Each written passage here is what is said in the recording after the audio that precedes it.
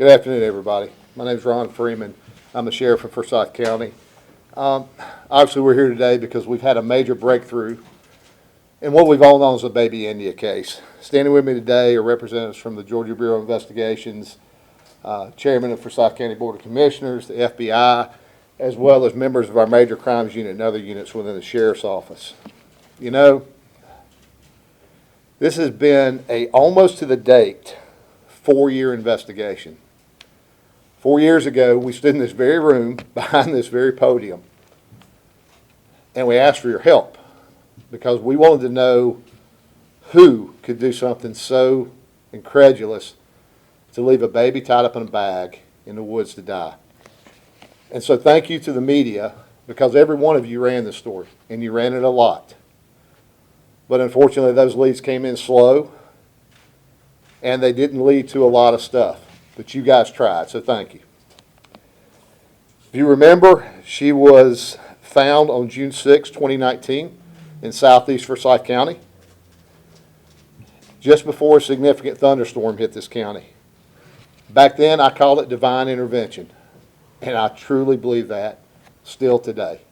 If you look at everything that had to happen for this little girl to survive, for alert people to hear a sound in the woods that they thought was a wild animal, but 2 teenage girls who couldn't let it go because they thought it sounded like a baby crying.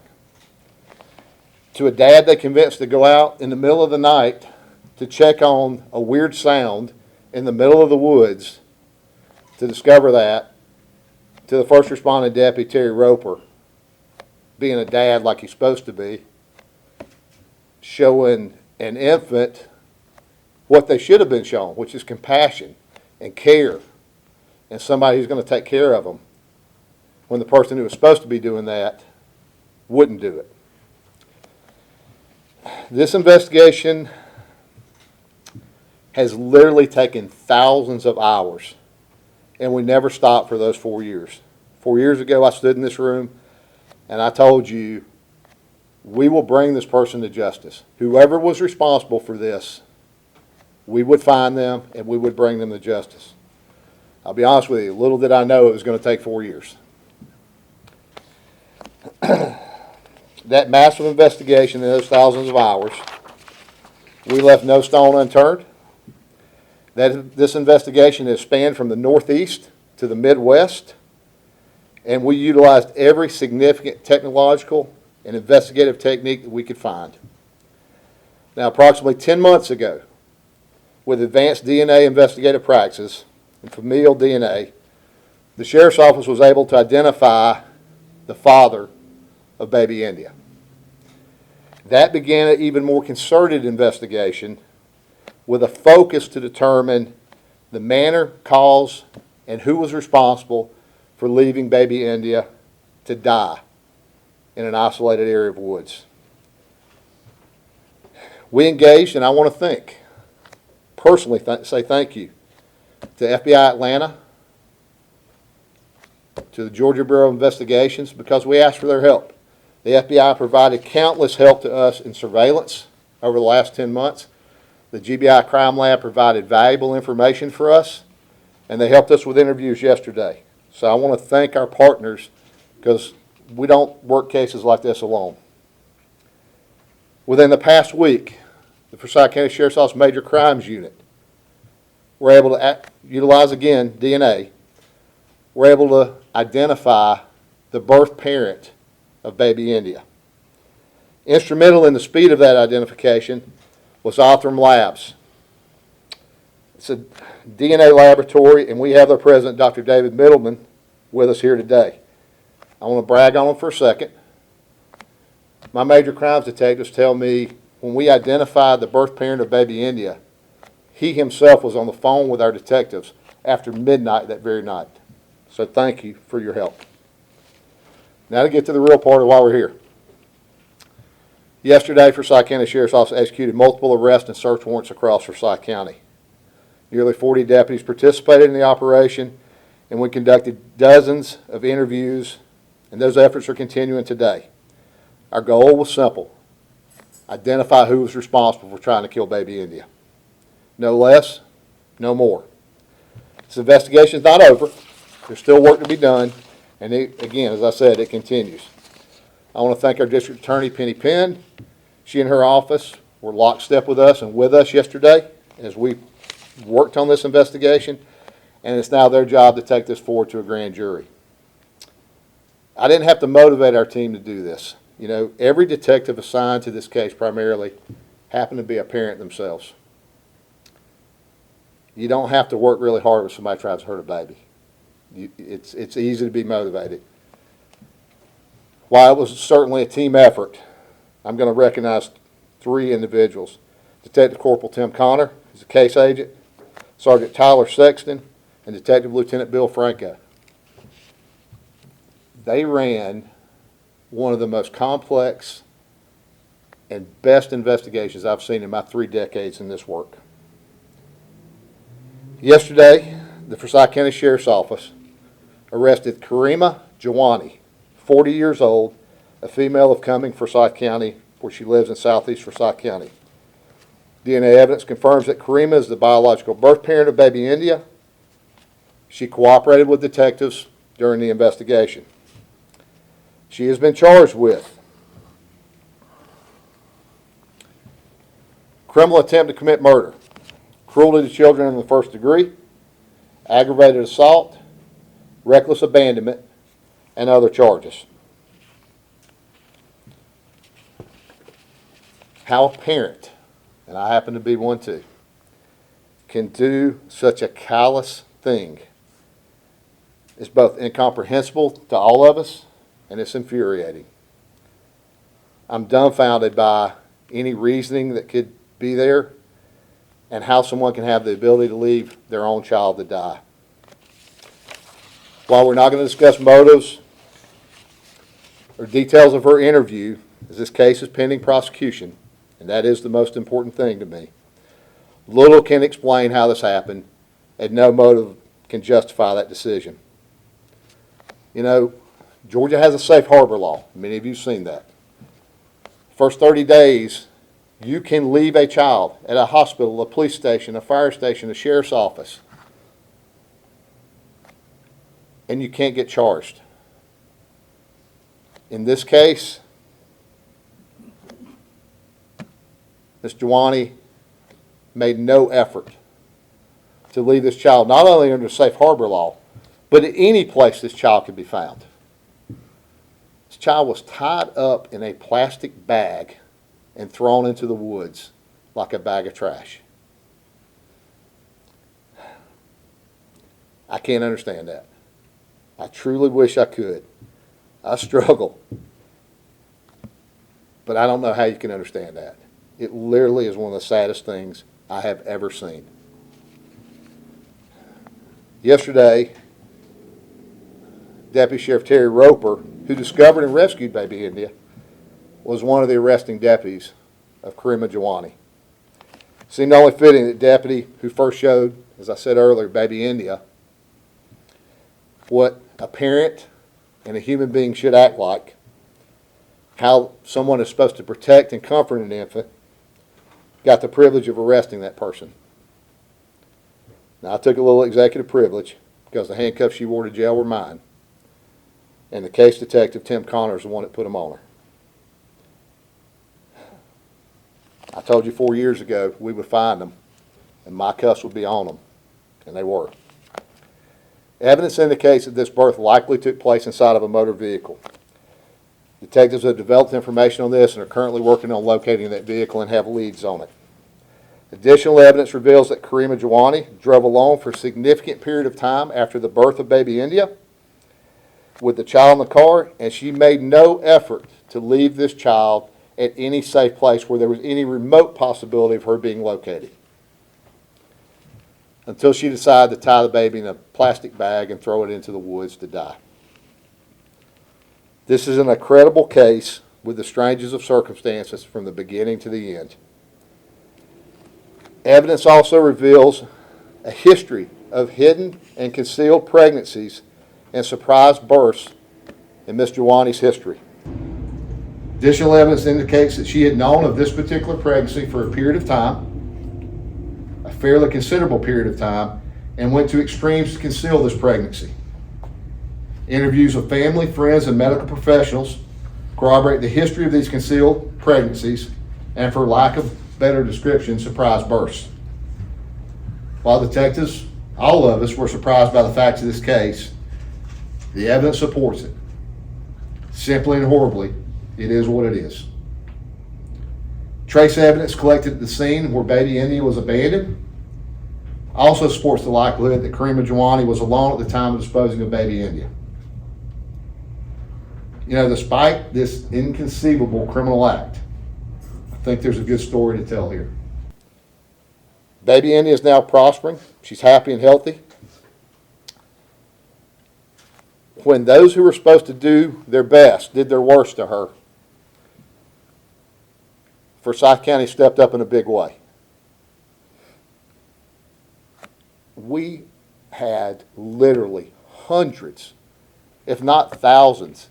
We wish they were leads, but citizens calling in asking how they could help when she was first found. I'll foster her. I'll adopt her. My wife and I said we'd foster her. I had sheriffs and police chiefs calling me and telling me they would adopt her, wanting to make sure she was taken care of. You know, when a biological parent wouldn't do what they're supposed to do, Forsyth County surrounded this little girl with love, care, and prayers and lifted her up the way it's supposed to be.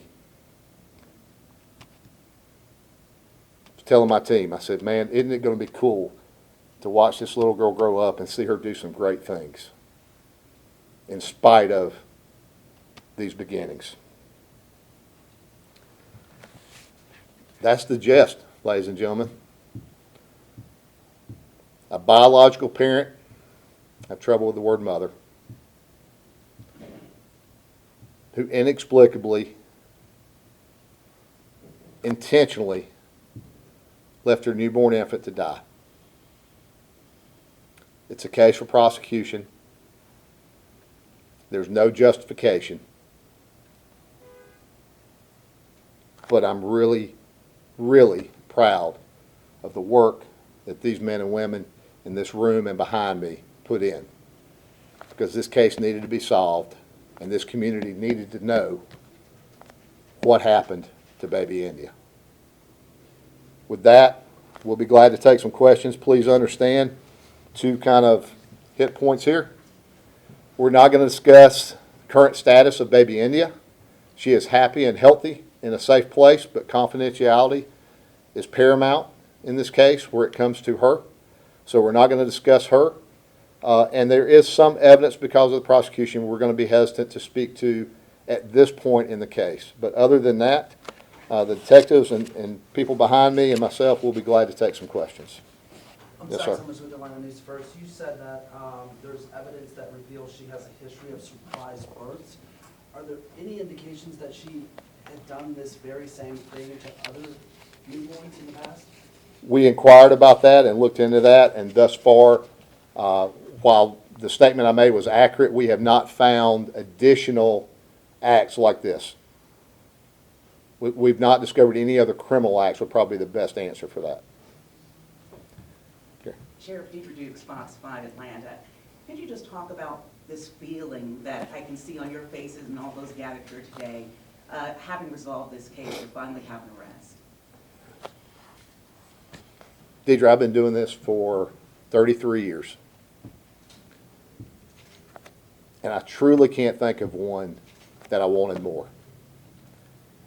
You know, people get it. Look, if you're a parent, you really get it if you're a parent, right? This innocent baby girl who needed everything, right? They need everything from the time they're born. Got put in a bag and left as a bag of trash to die. And so, yeah, I'll be very blunt. Every one of us behind here have said, we wanted this one. We wanted this resolved, and we wanted to find the person responsible. But we did that also as professional law enforcement officers because you didn't know the facts till you knew the facts. Unfortunately, the facts in this case reveal no mitigation, right? No explanation just a really, really heinous act. So I think we're all pleased, but I thought I would be madder than I am, but I'm actually probably a little sadder because I can't understand it. I think we're better than that in humanity. Yes, sir. Sessions with the Land News first. You said that you tracked down the father through DNA 10 months ago. Can you kind of talk about what happened in the last 10 months that took so, I don't want to say took so long, but the amount of time that it took to track the mom? Can you speak to that time frame? Without going into our investigative techniques, not everybody has a DNA profile that's in some database somewhere, some accessible somehow. And once we identified the father, as you can imagine, we had an investigation that was this big. Once we identified the father, that gave us a really focal point. But not knowing the facts of the case, not knowing who was responsible for this criminal act against baby India, that began an intensive surveillance investigation, a lot of background investigation, a lot of additional information needed to be sought. And it wasn't until last week that the break of identifying the birth parent happened. So we were working it hot and heavy for the last 10 months, but we needed one additional piece of information to make us feel that we had enough to go forward with criminal prosecution, and that was the DNA identification of the birth parent. And that birth parent, is she from Forsyth County? The birth parent is Karima Jiwani, who's under arrest and sitting in my jail. Right, but is she from this area? She lives in Southeast Forsyth County for the last couple of years. Sir, you mentioned, I'll go back to 11 Alive News. You mentioned this investigation took you all over from north to west. How did it end up in the Northwest, and what research did that have to do with finding this person? Lieutenant Franco, you want to? We'll let Lieutenant Franco. So, Lieutenant Franco, Major Crimes Unit. Basically, we're looking for the links, and we're putting the pieces together, and that took us to several different places throughout the country, and then eventually brought us back here to Forsyth County. Any elaboration on why or how? Like, was the suspect living there? Did they move back? Anything like that? No, they were here. Thank you. Sheriff Michelle Hall, Forsyth County News. Yes, ma'am. Are you allowed to say, did the biological father know that there was even a baby? There is no evidence at this point that the father was aware of either the pregnancy or the abandonment of baby India. And we have looked thus far exclusively in depth at that. And that's why I mentioned earlier that there is a history of unknown or concealed pregnancies, maybe both. And that's still under investigation at this point, not the father per se, but the unknown and concealed pregnancies as we validate additional information. But we've corroborated that in multiple interviews yesterday, in multiple statements made yesterday. And so at this point, we have zero reason to believe the father was aware of the pregnancy or of the birth and abandonment of baby India. One more question, go back to 11 Alive, and I know you probably mentioned this a little, but did this young lady give any indication of why she did this? That goes to motive. And I will say that she cooperated, and there was, but at this point, due to the pending prosecution, we're not going to talk about motivations. And I hope you respect that, but we do have some information. But I will say this again, for God's sake, tell me any explanation on the, and I know that you're not asking, any explanation on the face of this earth that can justify doing that to a child. Because it don't exist. Deidre, you had? Sheriff, can you tell us if the suspect had any children living with her at the time of her arrest? If she did, where those children are now? There are additional children.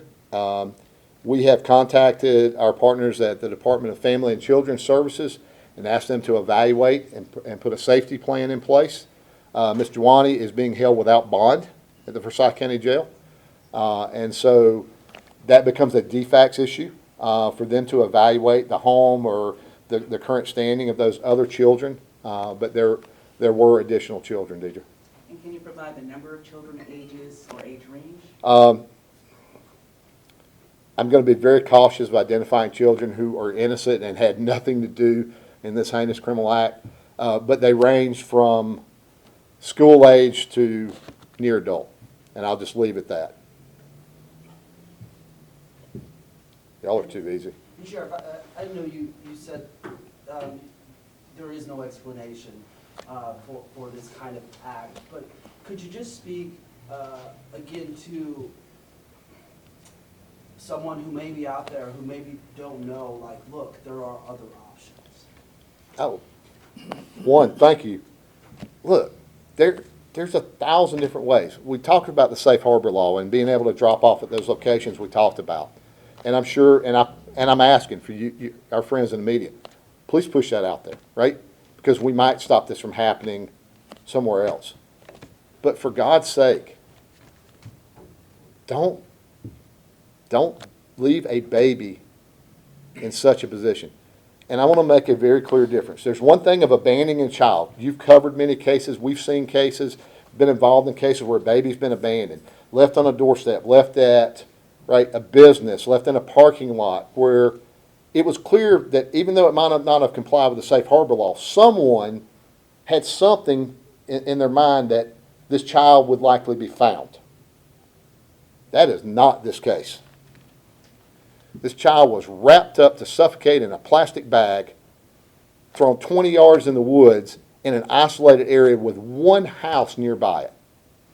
That family happened to arrive home when they weren't supposed to, and happened to go back outside because it was going to rain to empty their car when they had earlier decided they were going to do it the next morning.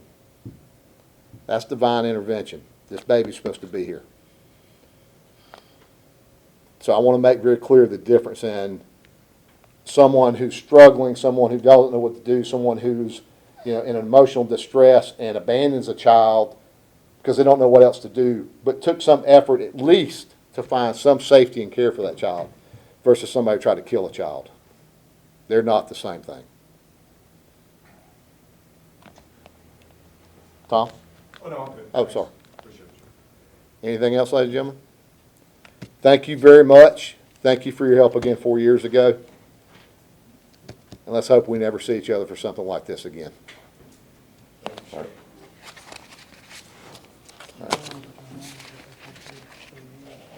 All right. Thank y'all.